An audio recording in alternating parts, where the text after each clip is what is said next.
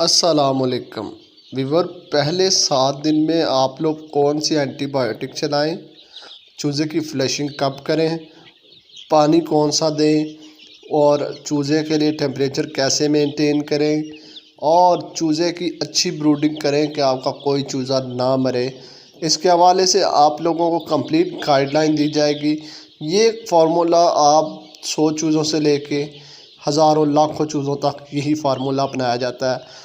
तो आप लोग अगर चैनल पर न्यू हो तो चैनल को सब्सक्राइब कर लें, वीडियो को लाइक कर लें और ज़्यादा से ज़्यादा दोस्तों तक शेयर करें। जी व्यूअर, सबसे पहला जो इंतखाब होता है आपने ए क्वालिटी चिक्स का, जैसा कि हमारे फार्म के ऊपर आप देख सकते हैं। ए क्वालिटी चिक्स की आपने पहचान होनी चाहिए। ये आप हैचरी से मंगवाएं, किसी ब्रोकर से मंगवाएं, किसी से भी मंगवाएं। ए क्वालिटी चिक्स आपके पास तकरीबन 30 से 32 ग्राम का होता है गोल्डन मिश्री का। ठीक है, जब ये आपके फार्म के ऊपर आ जाए तो उसके बाद आप लोगों ने नीचे पहले चिक्स पेपर बिछाना है। चिक्स पेपर बिछा के उसके ऊपर इस चूज़े को जो है खोल देना है।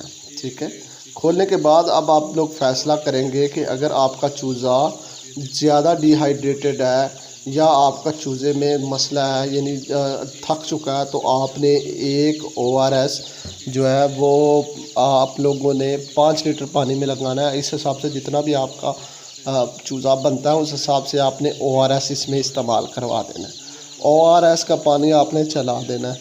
फिर उसके बाद अगला फ़ैसला आप लोग ये देखोगे कि आपका चूज़ा जो है, अगर तो आप वो हैचरी वाले आपको हैचिंग टाइम भी बता देते हैं। अगर उसको निकले कुछ 5-10 घंटे हो गए हैं तो फिर 10 से 12 घंटे हो गए तो फिर आप चला लें।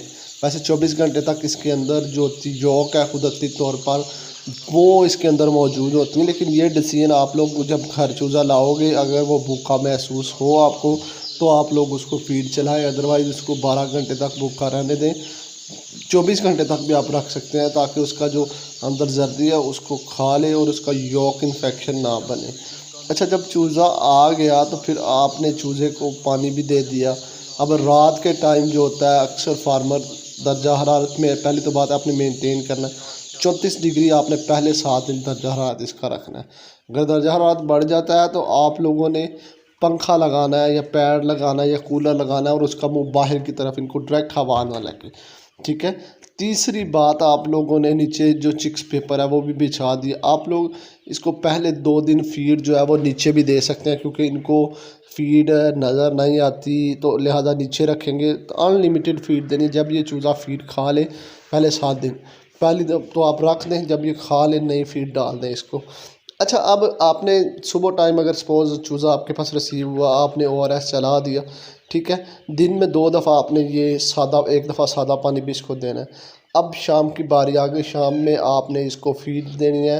स्टार्टर फीड दें आप लोग, 0 साइज़ की होती है। स्टार्टर फीड देने के बाद आप लोग इनको जनाब पानी के अंदर जो है वो कोई भी आप लोग जो है ना इसको ये दे सकते हैं कि विटामिन्स में आप साइमोस्ट्रेस दे सकते हैं, वाइटासोल सुपर दे सकते हैं। अगर छोटे पैमाने पे है तो वाइडालिन ले लें, लाइसोवेट ले लेंगे। हर एक पे डोज, अगर वाइटासोल सुपर, ये वाइडालिन, लाइसोवेट, ठीक है, ये देंगे तो आप एक ढक्कन 1 लीटर के अंदर इस्तेमाल, एक यानी 5 kg 5 लीटर के अंदर एक ढक्कन इस्तेमाल करेंगे। और अगर आप लोग वो दे रहे हैं वाइटासोल सुपर या साइमोस्ट्रेस तो वो 2 ग्राम फी लीटर के हिसाब से आप लोग चलाएंगे। जी व्यूअर, इसके बाद नेक्स्ट हमारे पास प्रोसेस हो जाता है कि अगर आपके चूज़ा में अब दूसरा उस दिन फीड दे दिया आपने, आप लोगों ने चूज़े को अपने को बैठने नहीं देना रात के वक्त। अब हो गया पहली रात जो होती है बड़ी ख़तरनाक और इसमें मोर्टेलिटी लेवल बहुत ज़्यादा होता है। इसमें आप दोस्तों ने करना क्या है कि अपने चूज़े को हर घंटे के बाद आपने इसको चलाते रहना। यानी चलाने से मुराद ये है कि आप एक दफ़ा जाएँ फार्म के अंदर, चूज़ा इकट्ठा ना हो पाए। ठीक है, और ये काम आपने पहली रात करना है ताकि अक्सर ये होता है कि चूज़े एक दूसरे के पास जुट के बैठते हैं और दब के नीचे ही मर जाते हैं, जिसकी वजह से उनको मसाइल आते हैं। अच्छा, अब ये रात आपने जब चूज़े को हर घंटे बाद भगाएंगे तो वो ऑटोमेटिक उनमें वो मसला नहीं आएगा और उनकी मोर्टेलिटी लेवल नहीं होगी। अच्छा, इसके बाद सेकंड डे आ जाता है, फ्लशिंग का आ जाता है। फ्लशिंग एक बड़ा अहम प्रोसेस है। फ्लशिंग आप फीड के ज़रिए करवा सकते हैं, गुड़ के ज़रिए करवा सकते हैं, चीनी के ज़रिए करवा सकते हैं, या कोई भी अच्छा किडनी फ्लशर इस्तेमाल करके करवा सकते हैं। तो सारे तरीक़ाकार फ्लशिंग के आप लोगों को भी बताए जाएंगे इसमें। दूसरे दिन पे ये कब वैसे फ्लशिंग की ज़रूरत पड़ती है, फ्लशिंग की ज़रूरत तब पड़ती है जब आपका चूज़ा बैठ रहा हो, उसकी जो पीछे बीट वाली जगह है वहाँ पे जो है अगर उसकी बीट लगी हो, और अगर आप बड़े मतलब ब्रीडर है आपके पास या आपके पास दूसरे चूज़े हैं, ठीक है, तो उनकी फ्लशिंग यार महीने बाद करने से ये फ़ायदा होता है कि उनके अंदर के जो मैदा है वो फ्रेश हो जाता है और उनका वेट गेन में इजाफा होता है। अच्छा, अब आपने 5-10 ग्राम चीनी 1 लीटर के हिसाब से आपने इस्तेमाल करवानी, जितनी भी चीनी आपकी बनेगी उसके हिसाब से आपने कर लेना है, और उसको जो है आप लोगों ने चला देना है 2 घंटे की प्यास दे के चूज़े को, आप लोगों ने ये चूज़ा जो है पानी उसको चला देना। अच्छा, इसके बाद आप लोगों दोस्तों से ये भी शेयर कर दूं कि फ्लशिंग वाला पानी पिलाने के बाद अब अगला प्रोसेस ये आ जाता है कि आप लोगों ने इसको कोई भी एंटीबायोटिक देनी होती है या बुखार का सिरप, क्योंकि चूज़ा पहले 2 दिन आपका बहुत एक्टिव रहता है। जब आप फ्लशिंग करेंगे तो चूज़ा थोड़ा सा ढीला भी हो सकता है, उससे परेशानी नहीं लेनी।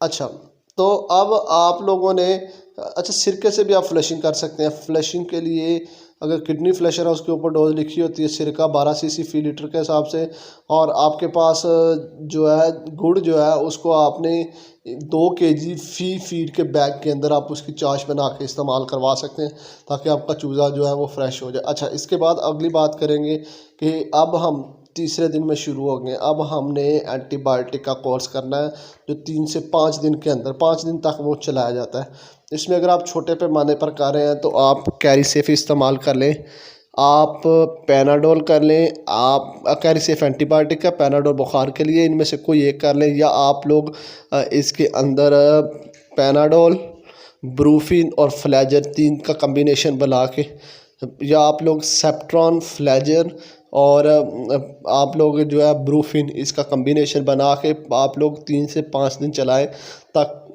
ताकि चूज़े के अंदर अगर मसला आ रहा है तो वो आपका मसला दूर हो जाए। इसके बाद अगली बात आप दोस्तों से शेयर करता जाऊं कि आपने ये 7 दिन का कोर्स करना है। हर रात को आपने लाइटें ऑन रखनी है, पहले 2 से 3 दिन, बल्कि 7 दिन भी रख लें तो कोई मसला नहीं, रात को लाइट ऑन रहे। आप चूज़े को पहले 3 से 4 दिन तक हिलाते रहें, फिर ये आहिस्ता आहिस्ता स्टेबल होना शुरू हो जाएगा, और फिर आपको उस चूज़े को हिलाने की ज़रूरत नहीं है, यानी उसको आगे पीछे करने की ज़रूरत नहीं, वो खुद ही ऑटोमेटिक एडजस्ट हो जाएगा इन्वायरमेंट में।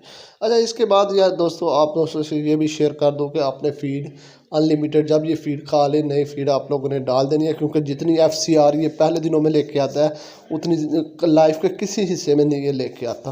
तो आप दोस्तों को अच्छा, अब वैक्सीन की बात कर लेते हैं। तो पहले आपने मैरिक्स की वैक्सीन वहाँ से करवा के आनी है, लाजमी करवाएं मैरिक्स की, और अगर इसके बाद आपने तीसरे दिन पे NDIB की किल्ड वैक्सीन, यानी किल्ड अगर लगा सकते हैं तो बेस्ट है, नहीं तो आप पानी के अंदर उसको लगाएं, वो 500 की आपको मिल जाएगी 1000 चूज़े के लिए, वो आप लोग लाजमी करवाएं। फिर उसके बाद अगला 12वें दिन पे गंबोरों की, और फिर 21वें दिन पे आप लोग एंडी लसोटा करेंगे, और फिर 8 महीने के बाद एक दफ़ा NDIB और एक दफ़ा एंडी लसोटा करेंगे, और इसी तरह आप अपने फ्लॉक को जहाँ तक लेके जाएंगे वो आपका फ्लॉक सेव रहेगा।